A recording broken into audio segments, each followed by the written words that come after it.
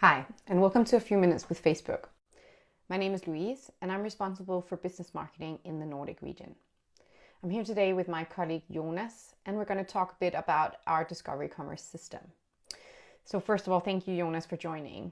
Can you quickly go through what discovery commerce actually is? Sure, thanks for having me.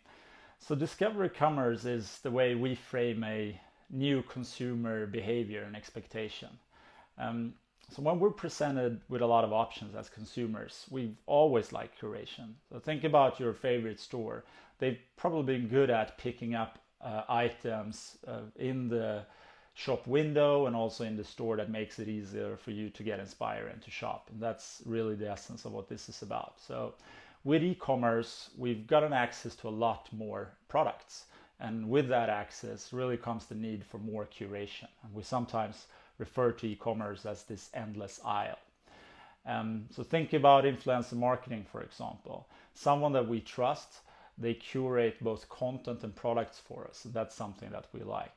So far, e-commerce has really been around being searchable, but now it's becoming much more important to be discoverable.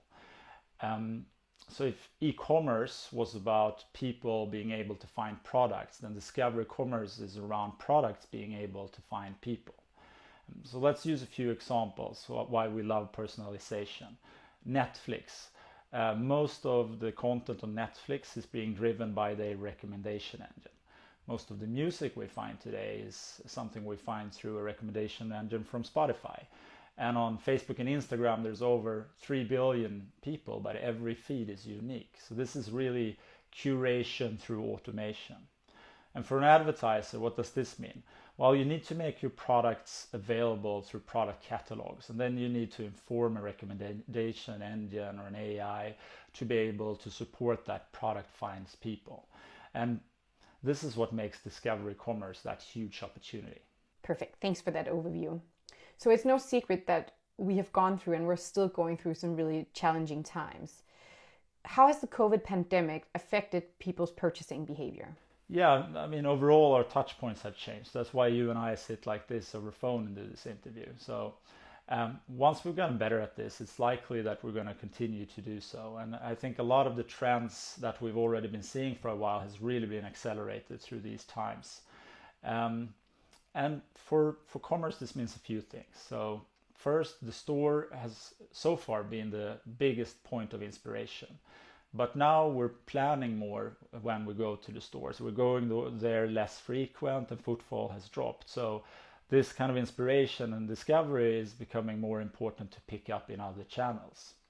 Also, we see new people trying out e-commerce, especially those born in the mid 1900s, because they were mostly restricted by the pandemic. So as these people try out e-commerce, they're going to get used to it, and that's going to stick. Then we also see other categories that are accelerating faster than others. We can use grocery as an example, where we in the Nordics have been quite a few years behind a market like the UK. But now the grocers, they've built that infrastructure for e-com and for click and collect. So once this is in place, we can expect this to stick and continue to grow. So from what you're saying, e-commerce is not just a convenience anymore. It's almost become a lifeline. Can you say anything about the projected growth of retail e-com here in the Nordics? Yeah, I think the expectation from e-marketer is between 12.5% and 19.5%, depending on which country we're looking at. But it also varies a lot between categories.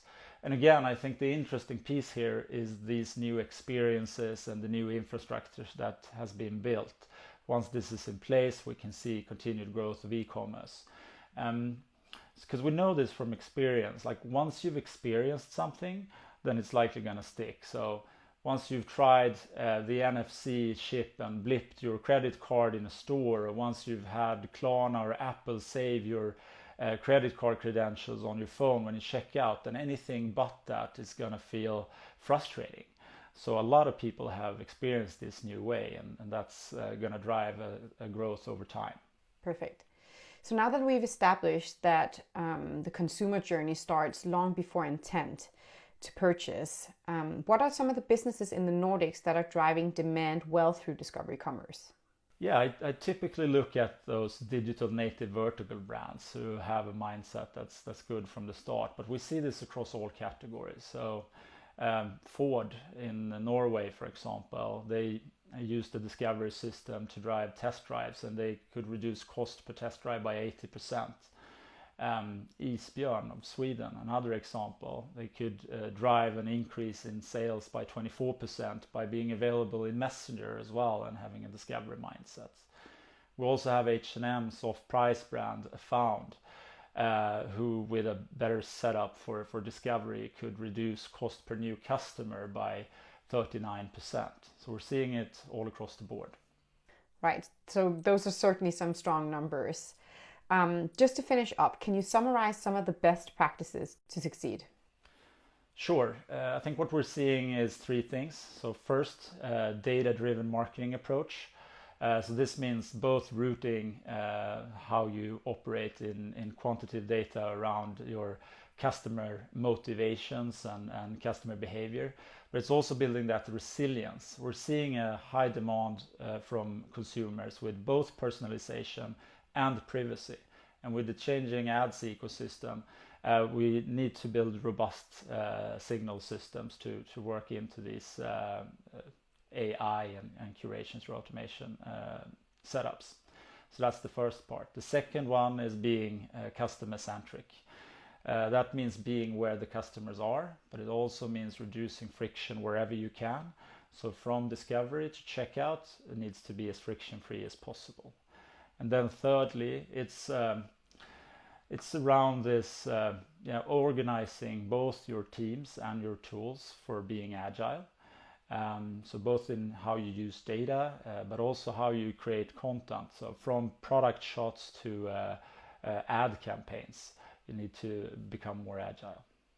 Perfect. Thank you so much for taking us through the system and sharing your thoughts. Thank you.